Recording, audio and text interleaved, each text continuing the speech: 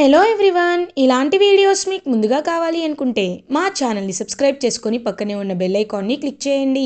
Upcoming రివ్యూలోకి వెళ్ళిపోదాం.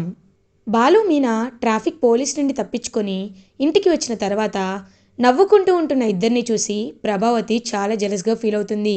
ఏంటి, ఊరంతా విహారించి వచ్చారా? అందుకేనా ఇలా నవ్వుకుంటున్నారు అని అడుగుతుంది ప్రభావతి.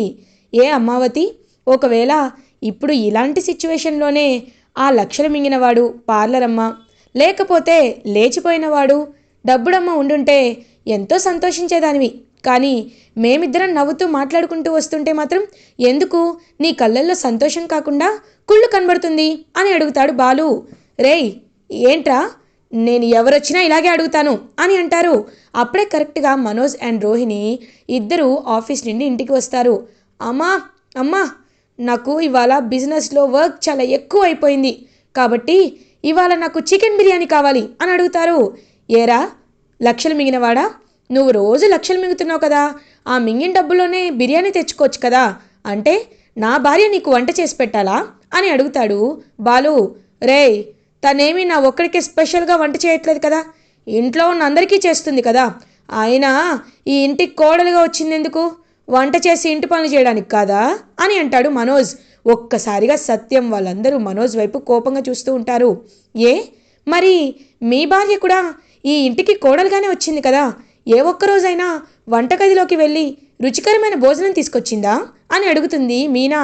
ఇంక రోహిణి, ఏంటి మీనా, మధ్యలో నన్ను లాగుతావేంటి అని అంటుంది. మరి మీ ఆయన నన్ను లాగుతుంటే నేనెందుకు ఊరుకుంటాను అని అంటుంది మీనా. అబ్బా ఆపండి, ఏయ్ ఏంటే, ఇప్పుడు నీకు బిర్యానీ చేయడానికి ఏంటి ప్రాబ్లం అని అడుగుతుంది ప్రభావతి. చూడండి, నేను మనిషిని, రోబోని కాదు. ఒకవేళ మీకు నచ్చిన వంట చేయాలి అనుకుంటే, నచ్చిన వంట తినాలి అనుకుంటే ఒక రోబోని కొని తెచ్చుకోండి, దాంతో వంట చేయించుకోండి. నేను ఏదైతే పొద్దున్న వండానో 3 పూట్ల అదే వండుతాను. అందరికీ నచ్చితే వేరేది వండుతాను, ఒక్కరి కోసం అంతలా వండలేను అని పైకి వెళ్ళిపోతుంది మీనా. ఇంకలా శృతి మీనా వెనకాలే వచ్చి, మీనా నువ్వు సూపర్, ఇలాగే ఉండు, ఎందుకంటే నేను నీతో మంచితనంగా ఉంటున్నానని మా మామ్కి ఆంటీ కంప్లైంట్ ఇచ్చారు, అందుకే ఇందాక రివర్స్ డ్రామా వేశాం కదా, ఇప్పుడు మాత్రం మనం ఇలానే టామ్ అండ్ జెర్రీలా కొట్టుకుంటూ ఉండాలి, అప్పుడు ఆంటీ హ్యాపీగా ఫీల్ అవుతుంది, తర్వాత ఒక్కరోజు ఆంటీకి జలకిద్దాం అని శృతి అక్కడి నుండి వెళ్ళిపోతుంది. ఇది ఇలా ఉండగా నెక్స్ట్ డే మార్నింగ్ అవుతుంది. అప్పుడే కరెక్ట్గా శోభ మీనా వాళ్ళ ఇంటికి వస్తుంది. ఇంకా అలా చూస్తూ ఉంటుందన్నమాట అందరి వైపు. ప్రభావతి, ఏంటి శోభ గారు, మీరు వచ్చి చాలాసేపు అయింది, రండి రండి కూర్చోండి అని అంటుంది. నేను కూర్చోవడానికి రాలేదు, లెక్కలు సరిచూడ్డానికి వచ్చాను. ఎక్కడ ఎక్కడ మీ ఇంట్లో వాళ్ళు అని అడుగుతారు పొగరుగా శోభ. వస్తున్నారు, ఏ మీనా, రోహిణి అమ్మ, అందరు రండి అని అందరినీ పిలుస్తుంది. ఇంక మీనా ఏమీ మాట్లాడకుండా సైలెంట్గా చూస్తూ ఉంటుంది. అప్పుడే కరెక్ట్గా రోహిణి వాళ్ళందరూ పలకరిస్తారు. మీనా మాత్రం ఏం మాట్లాడకుండా సైలెంట్గా ఉంటుంది. ఏంటి, మీ మధ్యలో కోడలికి పొగరు బాగా ఎక్కువైనట్టుంది, అందుకే ఎవరితో ఏం చేస్తున్నారు, ఎవరితో మాట్లాడుతున్నారు, ఎవరితో బిహేవ్ చేస్తున్నారన్నది కూడా తెలుసుకోకుండా చాలా వేషాలు వేస్తోంది అని అంటారు. ఏం చేసింది, ఏయ్ మీనా, ఏమన్నావే అని అడుగుతుంది. నేనేమీ అనలేదు, దాడికి ప్రతిదాడి చేశాను అంతే అని అంటుంది మీనా. దాని గురించి వదిలేయండి, దానికి ఏం తెలుసు, అయినా తను చదువుకుందా ఏంటి, లేదు కదా, మీరింకా ఎందుకు బాధపడుతున్నారు, సరే ఎందుకు వచ్చారు వదిన గారు అని అడుగుతుంది ప్రభావతి. ఎందుకు వచ్చానంటే మా శృతి నగలని తీసుకువెళ్ళడానికి వచ్చాను అని అంటుంది. ఒక్కసారిగా ఇంకా అలా షాక్లో ఉండిపోతారనమాట వెంటనే ఫ్యామిలీ మెంబర్స్ అందరూ. నగలు తీసుకెళ్ళడం ఏంటి అని అడుగుతుంది ప్రభావతి. ఇంకా మీనా అలా చూస్తూ ఉంటే, ఏం లేదు, ఈ ఇంట్లో 2 దొంగలున్నారు కదా, అందుకే మీ నగలు ఎలా ఉన్నా మీకేం ప్రాబ్లం లేదు, ఎందుకంటే మీది ఉండేది తులం 2 తులాలే, కానీ నా కూతురు రోహిణికి నేనిచ్చింది 100 గ్రాముల బంగారం.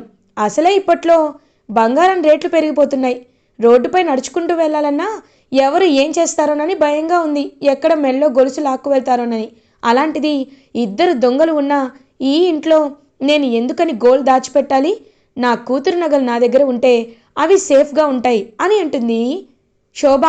మమ్మీ అసలు ఏం మాట్లాడుతున్నావు, నీకు అర్థమవుతుందా అని అంటుంది శృతి. బేబీ నీకేమీ తెలీదు, నువ్వు ఊరుకో. అయినా నువ్వు నాకు చెప్పావు కదా, ఒకప్పుడు ఈ మనోజ్ వెరీ రీసెంట్గా మీనా నగలను ఎత్తుకుపోయాడని, అమ్ముకున్నాడని, బిజినెస్లో లాస్ వస్తే నగలు అమ్ముకొని వాటిలో తీర్చుకున్నాడని, ఇప్పటికీ అప్పు కట్టలేక గబ్బిలంలా వేలాడుతున్నాడని చెప్పావు కదా బేబీ అని అంటుంది శోభ. ఒక్కసారిగా రోహిణి, మీనా వాళ్ళందరూ షాక్ అయిపోతారు. ప్రభావతి ఏమో ఏమో శృతి ఇంట్లో విషయాలు చెప్పావా అని అడుగుతుంది.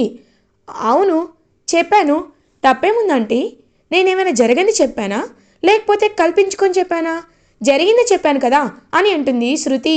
ఇంకలా మీనా ఇదంతా నీ వల్లే మన ఇంటి పరువు తీయడానికి నువ్వే శృతికి కావాలని రెచ్చగొట్టావు కదా, వాళ్ళ అమ్మకి నిజం చెప్పమని చెప్పావు కదా అని అంటుంది ప్రభావతి. అత్తయ్య మీరు అర్థం ఉండి మాట్లాడుతున్నారో అర్థం లేక మాట్లాడుతున్నారో, లేకపోతే మీకు ఎవరిని తిట్టాలో గతి లేక మీ డబ్బున్న కోడల్ని తిడితే ఎక్కడ నొచ్చుకుంటారోనని నన్ను తిడుతున్నారో నాకైతే అర్థం కావట్లేదు. నేను ఇందులో కల్పించుకున్నానా? ఇంకా నేను శృతికి చెప్పాను ఇంట్లో విషయాలు బయటకి వెళ్ళకూడదు అని, కానీ అంతకంటే ముందే శృతి వాళ్ళ అమ్మకి చెప్పినట్టుంది. నేనెందుకు కావాలని రెచ్చగొడతాను? ఒకవేళ అలా రెచ్చగొట్టేదాన్ని అయితే శృతి వాళ్ళ అమ్మగారికి చెప్పమన్ను, డైరెక్ట్గా నా తమ్ముడికి నా అమ్మకే చెప్తాను. అప్పుడు వాళ్ళు మా బస్తీ వాళ్ళందరినీ తీసుకువచ్చి మీ పెద్ద అబ్బాయి మనోజ్ని డబ్బులు ఇచ్చేంత వరకు కొట్టి కొట్టి చంపేవాళ్ళు. కానీ అవన్నీ నేను చేశానా? చేయలేదే. ఇంకొకసారి తప్పు లేకుండా నాపై నిందలు వేస్తే నేను ఊరుకోనత్తయ్య గారు అని అంటుంది మీనా. అది మాత్రమే కాదు, ఆ రోజు మా అమ్మాయి నల్లపూసల ఫంక్షన్లో ఈ మీనానే చైన్ కొట్టేసింది. ఇప్పుడేమో ఈ మనోజ్ లక్షలు మింగేశాడు. అలాంటప్పుడు ఇలాంటి దొంగలున్న ఈ ఇంట్లో మా అమ్మాయి ఉండడం సేఫ్ కాదు అని నాకైతే అనిపిస్తుంది. కాబట్టి బేబీ నేను చెప్పేది విను, నువ్వు చాలా జాగ్రత్తగా ఉండాలి. ఏమో నీ దగ్గర డబ్బులున్నాయని వీళ్ళు నిన్ను కొట్టినా కొడతారు, కొట్టి ఆ డబ్బుల్ని లాక్కుంటారు, లేకపోతే దొంగతనం చేస్తారు అని అంటుంది శోభ. మమ్మీ ప్లీజ్ ఇంకాపు, ఇంకా నిన్ను అరవాలని నేను అనుకోవటం లేదు. ఎందుకు మమ్మీ, ఎందుకు వీళ్ళపై నీకు ఇంత గ్రడ్జ్? ఎందుకు వాళ్ళని ఇంత డీగ్రేడ్ చేసి మాట్లాడుతున్నావు? అవును, ఒకప్పుడు ఏదో తొందర ఆపుకోలేక చెప్పేశాను నీకు ఇంట్లో గొడవ విషయం. అలా అని నువ్వు మా ఫ్యామిలీ పరువుని ఇక్కడికి వచ్చి తీయాలా? ఇది నా ఫ్యామిలీ. అలాంటప్పుడు నా ఫ్యామిలీపై వచ్చిన ప్రతి నింద నాపై పడ్డట్టే. సరే, నీకు కావాల్సిన నగలే కదా, తీసుకొని వెళ్ళిపో. బట్ ఒక్కటి గుర్తుపెట్టుకో, నా జీవితంలో ఇంకెప్పటికీ నేను కానీ రవి కానీ మీ ఇంట్లో అడుగు పెట్టం. డాడ్ మొహం, నీ మొహం చూడ్ను అని అంటుంది శృతి. ఒక్కసారిగా ప్రభావతి షాక్ అయిపోతుంది. అమ్మ శృతి, ఏంటమ్మా ఇంత చిన్న విషయానికి అంత పెద్దదా?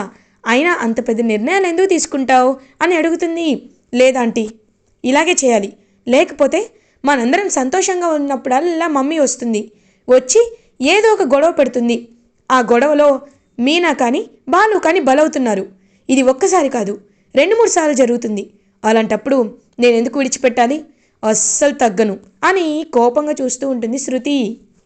అయినా ఈ మీనా నువ్వు ఇద్దరూ ఒకే ఇంట్లో ఉండకూడదు. బేబీ నా మాట విను, నువ్వు బయటికి వచ్చేసే అని అంటుంది శోభ. ఇంకలా శృతి చూస్తూ ఉంటే ప్రభావతి, అయ్యో వదిన గారు, ఇంత చిన్న విషయానికి ఎందుకంటే అంత పెద్ద నిర్ణయాలు? అయినా ఈ కష్టాలన్నీ ఇదిగో ఈ మహాతల్లి మీనా ఉందే దీనివల్లే. ఏయ్ వింటున్నావా? నీ వల్ల ఇవాళ శృతిని వాళ్ళ అమ్మగారు బయటికి వచ్చేయమంటున్నారు. ఇదంతా నీ వల్లే కదే. వీళ్ళందరినీ బాధ పెట్టి నువ్వేం బాగుపడతావే? ఛీ, ఈ ఇంట్లో నుండి బయటికి వెళ్ళిపోయినా సరిపోయేదేమో, ఒక దరిద్రం వదులుతుంది అని మీనాని ప్రభావతి అనేసరికి ఒక్కసారిగా బాలుకి చాలా కోపం వస్తుంది. ఆపు, ఇంకాపు. ఇన్ని మాటలు పడ్డాక మనిషి అన్నవాడు ఎవడు ఈ ఇంట్లో ఉండడు. అయినా ఎన్నోసార్లు మీనా ఓర్చుకుంటూనే ఉంది. నువ్వు ఎన్ని సూటిపోటి మాటలు మాట్లాడినా కనీసం పళ్ళెత్తి కూడా ఒక మాట మాట్లాడలేదు. కానీ ఈ రోజుకి ఆ హద్దు నువ్వు మీరిపోయావు. ఈరోజు నువ్వు మనిషి అనే విషయాన్నే మర్చిపోయావు. కాబట్టి ఈ ఇంట్లో ఉండాల్సిన దౌర్భాగ్య స్థితి మాకు కలగలేదు. ఇన్ని రోజులు నీ మొహం చూసి కాదు, మా నాన్న మొహం చూసే ఈ ఇంట్లో ఉన్నాను. కానీ ఇప్పుడు అది కూడా నన్ను ఆపటం లేదు. నాన్న, నేను వెళ్ళిపోతున్నాను నాన్న. మీనా పద అని అంటారు. రే బాలు ఆగరా అని అంటారు సత్యం. వద్దు నాన్న, వద్దు. ఇంక ఒక్క నిమిషం మేము ఇక్కడున్నా మాకు నిజంగా సిగ్గు లేనట్లే. ఇదిగో ఈ లక్షలు మింగిన వాళ్ళ కొంచెం కూడా బుద్ధి లేకుండా, కొంచెం కూడా తప్పు చేశానని సిగ్గు లేకుండా ఈ ఇంట్లో ఉన్నట్టే.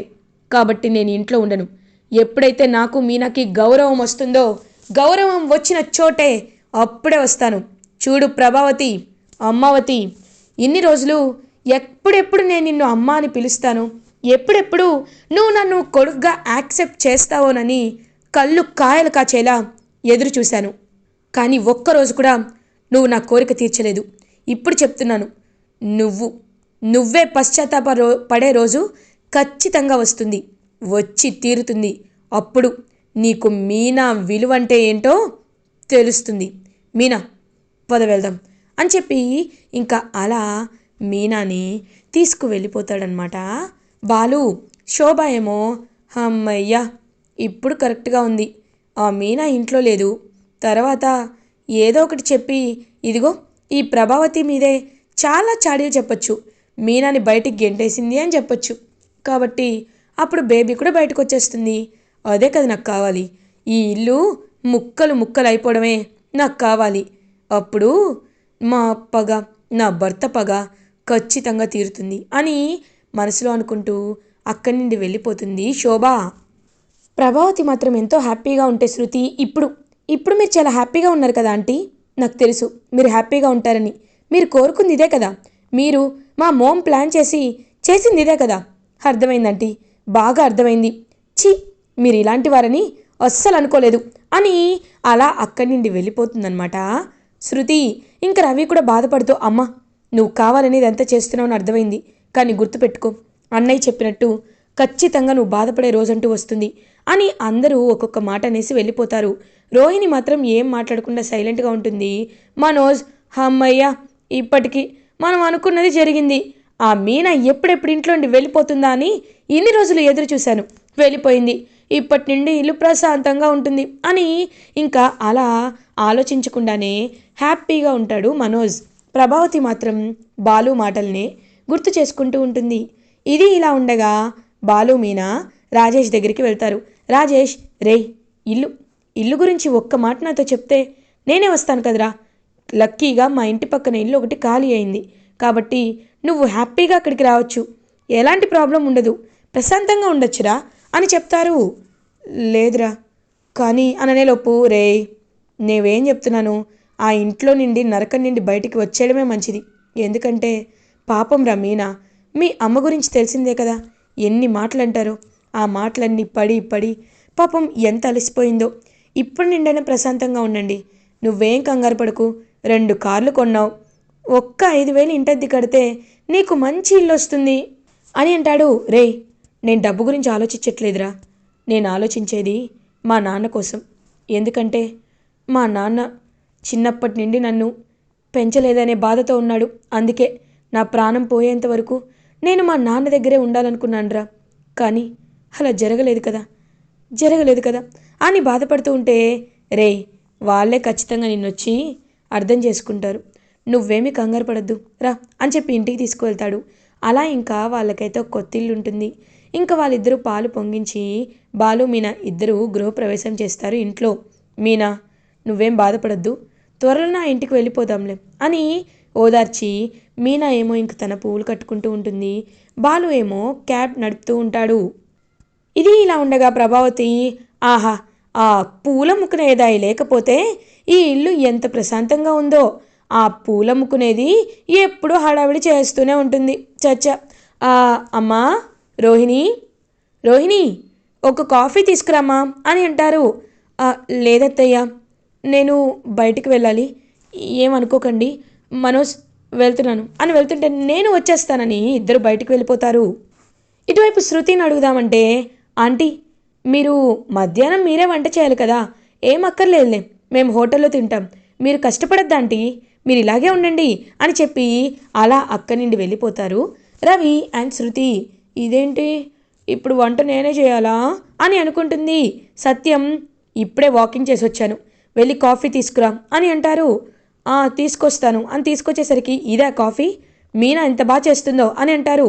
అయితే ఆ మీనా ఇంటికి వెళ్ళి తాగండి, నన్ను అడుగుతారేంటి అని మొహమంతా మార్చుకుంటుంది. సరే వెళ్ళి టిఫిన్ చేయి, ఎందుకంటే ఇవాటిని టిఫిన్ చేయాల్సింది నువ్వే కదా అని చెప్పేసరికి ఇంకా అలా ఇంట్లో పనులన్నీ మీనా ఏమేం పనులు చేస్తుందో ఆ పనులన్నీ చేసి చేసి అలసిపోతూ ఉంటుంది ప్రభావతి. ఇలా ఎపిసోడ్ ఎండ్ అవుతుంది. ఫర్దర్ ఎపిసోడ్ రివ్యూస్ ముందుగా మీకు కావాలి అనుకుంటే మా ఛానల్ని సబ్స్క్రైబ్ చేసుకోండి.